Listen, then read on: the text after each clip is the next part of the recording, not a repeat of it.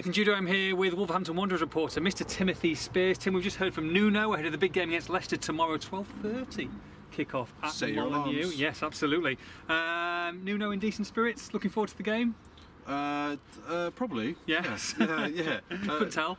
No, yeah, just normal pre-match chat really. It's a big game, I think. Not that he will talk it up, but you know, for me it is.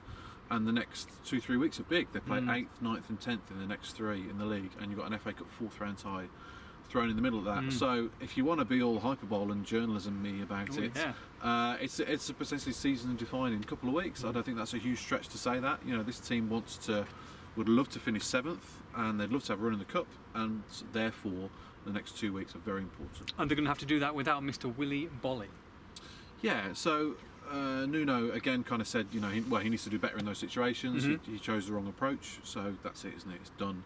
He misses 3 games. Wolves move on without him, and he did praise his squad's, you know, versatility today, because, you know, we fully expect that it'll either be Dendoncker or Sace to get the shirt tomorrow. Got to think Dendoncker, you'd have thought, is the favourite. Possibly, but you know, they're both midfielders by trade, who'll be stepping back, and he said that versatility in his squad is very important. When you have a small squad, he said, you know, as Wolves do, then you need players who can play in various positions. You know, that was why they chased Zinchenko so hard in the summer, because he can play kind of 2 or 3 positions. So they like that, and we'll see either of them step back. And yeah, I after he did so well at Man City, I think it'll be probably Dendoncker. Although I would say Sace does play there for Morocco, so I wouldn't rule him out. But yeah, Dendoncker's probably the favourite. 5 out of the last 7 lost at home. How do you change it?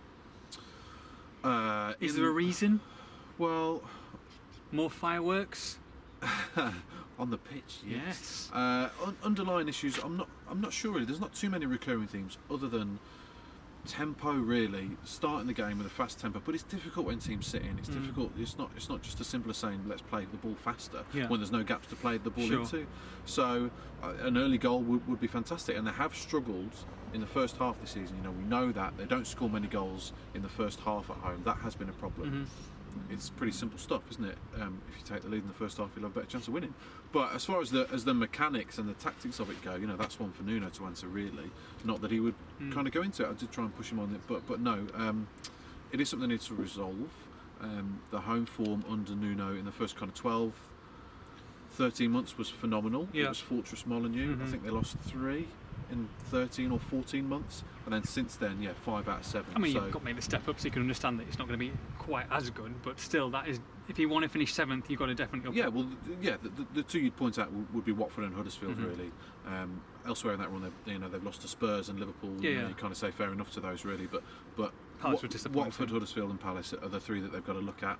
All 2-0 reverses and not really in the games on either of them, so they've got to look at how they can get the ball to their forward players, their creative players, quicker and try and isolate defenders. That's certainly a factor, because the key for me in the next few weeks, Wolves haven't done a lot wrong at all. They haven't shown many weaknesses this season, but where they have to improve is the forwards, and we've said it a lot, but there have been signs, promising signs in the past 2 or 3 weeks and more, that Jota and Traore can add consistency and add goals and add assists. That's really that's the only thing for me it's been lacking in the first half of the season, but there are signs that those 2 players can solve that issue.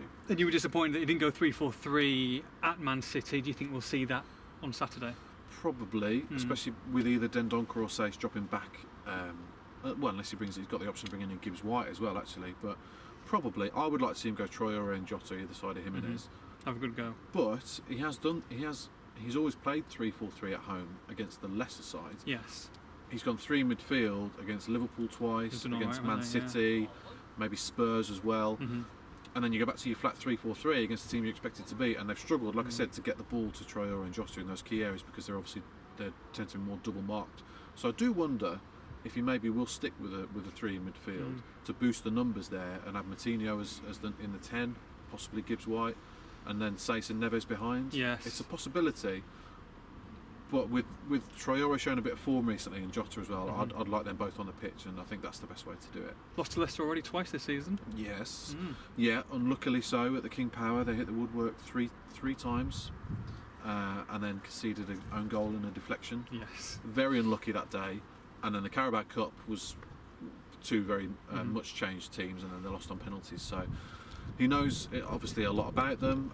They're a funny one, Leicester. If you look at the form table, they're 6th in the table. They've got the 6th best away record.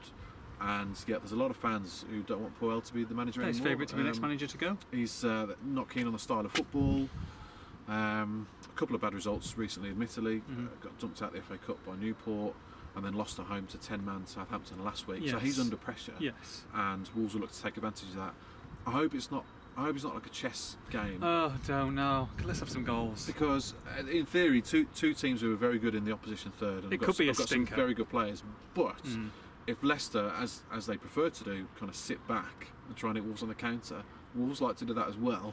So it could be like that episode of The Simpsons where you got here we go. Go on. Where you got Portugal playing it side to side, and the commentator tries to get very excited. People who've watched it will know what I mean. Let's hope it's not like that. I'm thinking 1-1. Okay. Steady game. Not a great spectacle. I'll go 1-0 Wolves. Yeah. Yeah, Dendoncker in the last minute. Oh, Donkey Kong. Donkey Kong. Myself, Tim and Joe Edwards will be at Molyneux tomorrow. For all the build-up on this one, make sure you log on to expressandstar.com.